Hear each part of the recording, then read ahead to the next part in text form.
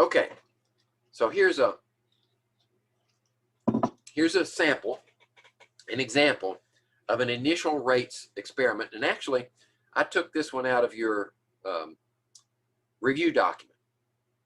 This is number 2 in your review document. So we're going to work this one in advance, because my initial slide set didn't have an example worked out for initial rates. I said, that's crazy. I mean, the review document is just chock full of them. Well, what's my students going to do when they encounter one of these problems and never seen it before? So we're going to work one right now. All right, so here's the reaction. Right, the manganate ion is reacted with what? H2C2O4. Well, that could be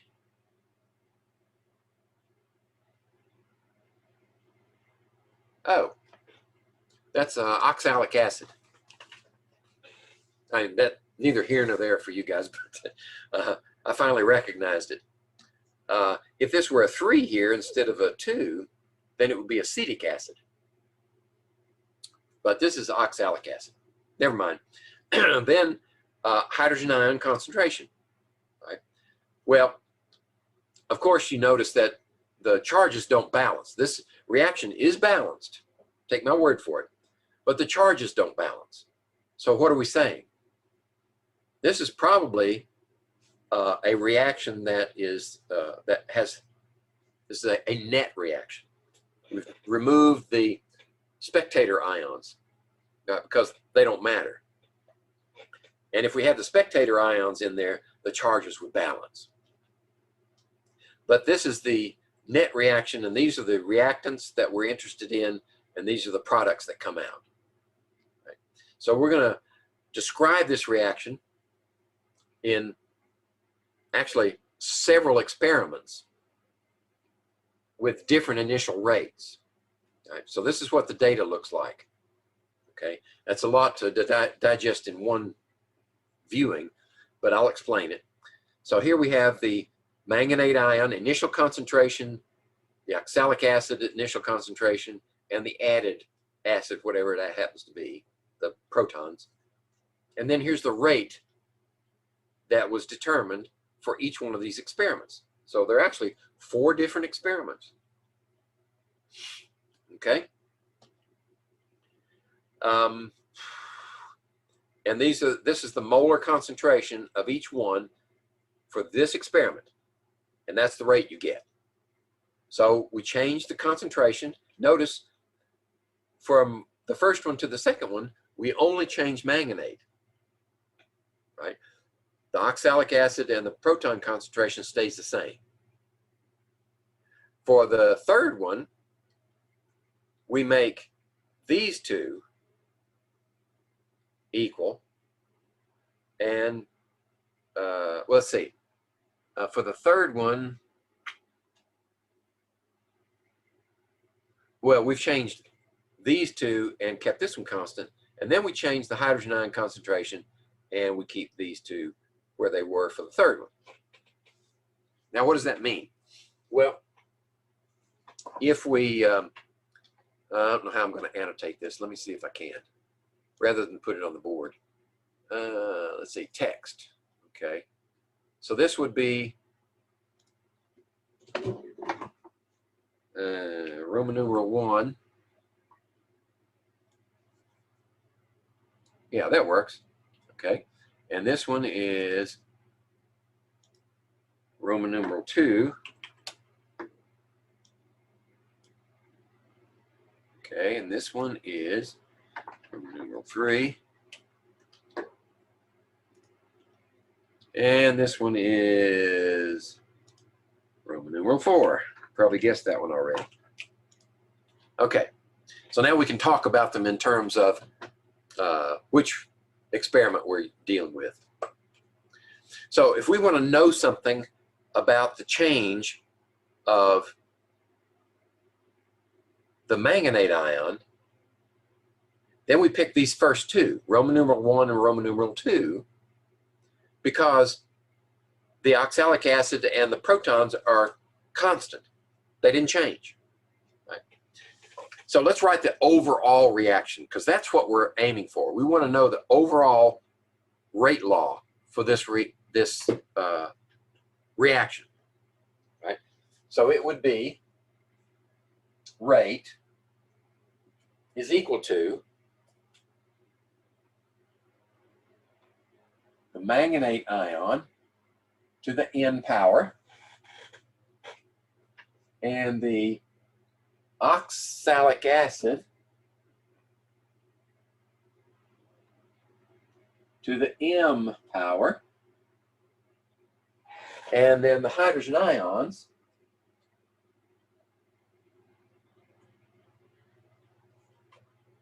to the, I don't know, L power, I guess. Oh, what did I forget?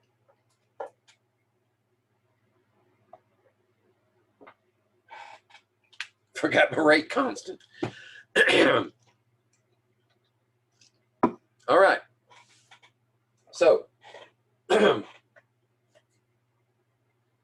if we plug in the information, the beginning concentrations for each one of these, for the first Roman numeral 1, we would get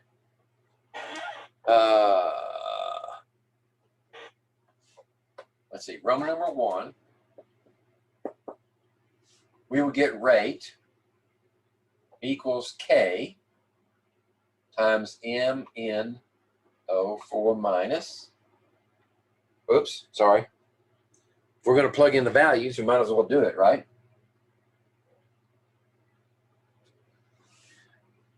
So that would be 1 times 10 to the minus 3. Now, 2, Roman numeral 1, concentration here, is 1 times 10 to the minus 3. The second one is 1 times 10 to the minus 3, and this is to the N power. That's to the M power, and this is 1 to the L power. Okay? Now, if we did that for Roman numeral 2, well, actually, what is the rate? We have a number there, don't we? 2 times 10 to the minus 4. There you go. Now, if we go back, if we do Roman numeral 2 experiment, what does its rate law look like? Well, it'll be a different initial rate, 8 times 10 to the minus 4 is equal to K. And then what's manganate now is 2 times 10 to the minus 3.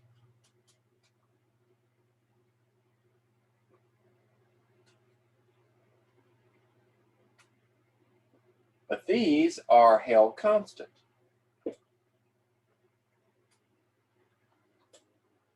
Right? They didn't change. Okay. Now, you're probably wondering, why did I write this one up here and that one down there? Because that one is bigger than this one. And my next operation, I want a whole number, not a fraction. So if we take this rate law and divide it by that rate law, what do you get?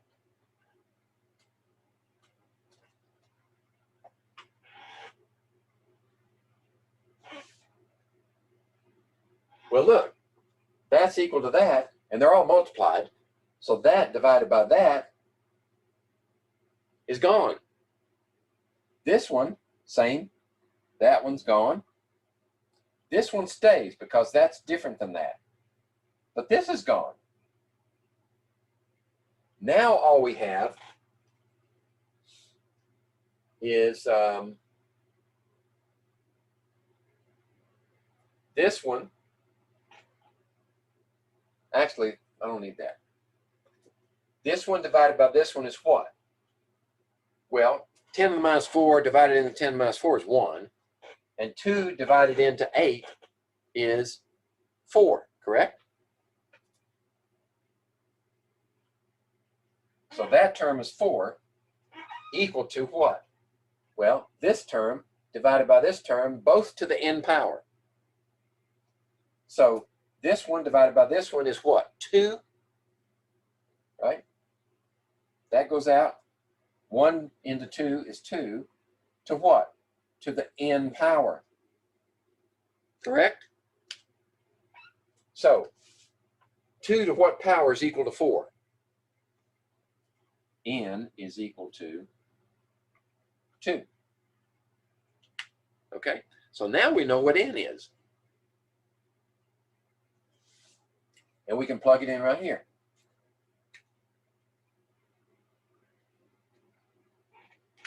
All right, we're going to do the same thing. Well, we may not take the time to do all the other two, but we would set it up the same way. So let's erase this one. Let's erase that. Let's erase this. Okay. And let's see. Let's erase that, that. Because they're all going to be in the same order. We just need to know, what are we going to put in there? Okay. So now what do we want to get at? Well, maybe we want to get at this one, right? So we need to find one where this one changes and these two are constant. Okay? So where would that be? Well, let's see.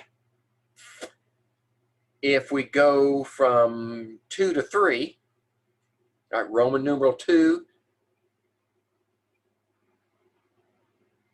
and 3, hold these two constant and those two constant, right? This one stays the same there, and this one stays the same there and there. Then that allows the middle one to change, right? So rather than put those terms in there, we know that with, actually let's put 3 on top, right? Why? Because this number is bigger than that number. Right, that gives us a whole number. So let's put 3 on top and 2 on the bottom. And now the rate for 3 is 1.6 times 10 to the minus 3. And the rate for 2 is 8 times 10 to the minus 4. Okay? There we go. K's are the same. These are constant, right? So they go out. These are constant. They don't change, so they go out. And now we just have this term in here, which is what? 2 on top, 1 on the bottom. Correct? So now we just resolve that. This is 2 to the m power. And this is, let's change that to minus 4, makes it 16, that's 2. Right? Check yourself. Divide this into that one, should be 2. Now m is equal to 1. Okay? So we can change this one then. There we go. That's 1. Now we don't have to write it. Right? We're just doing it to prove that we determined it was 1. Now, how do we get at the protons? Let's see, these are going to change.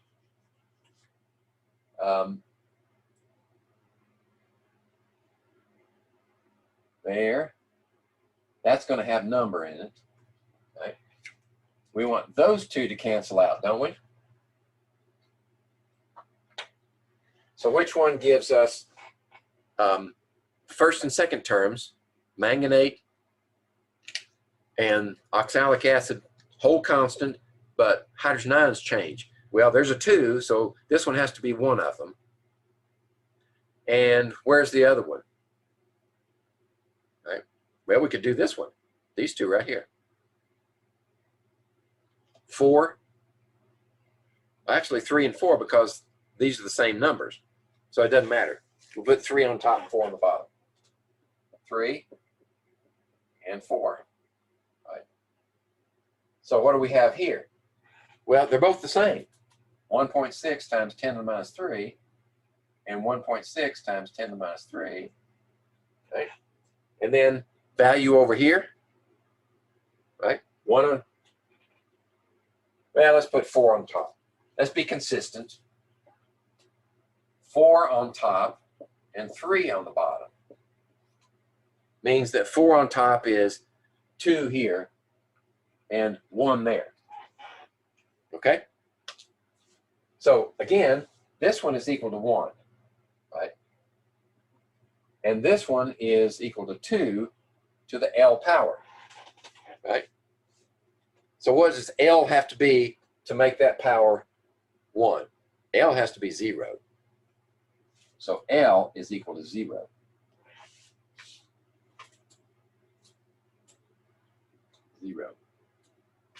Okay? So I see how we did that? Okay, now that we've got those values, let's see, how would we write the rate law?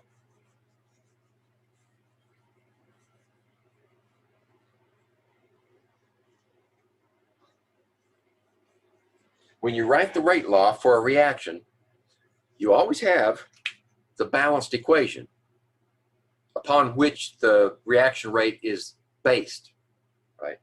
So you will have the balanced equation, but when you write the rate law,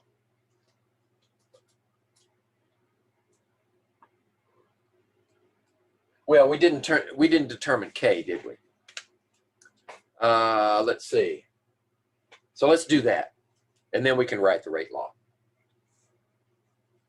So how would we do K? Well, we have any one of these experiments has a rate and concentrations that go with it and powers, so we could plug in those numbers and solve for K, couldn't we? We could just take the first one. So the rate for the first one is 2 times 10 to the minus 4. And then K is our unknown. And this one is 1 times 10 to the minus 3 squared. And this one is 1 times 10 to the minus 3 to the first power. And that one doesn't matter, right? Because anything to the 0 power is 1. So I shouldn't put an X, I should put just 1. Right? So that concentration doesn't matter, no matter which one we use.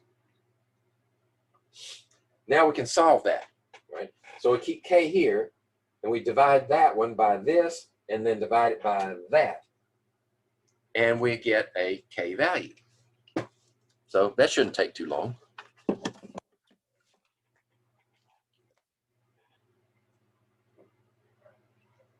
And then we'll take this one, 1 exponent 3, change sign, and square it. Now I can divide. And then this one is first power, so I'm good there.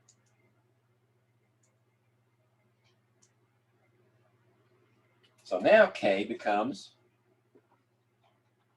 2 times 10 to the 5th power. Now we can write the rate law.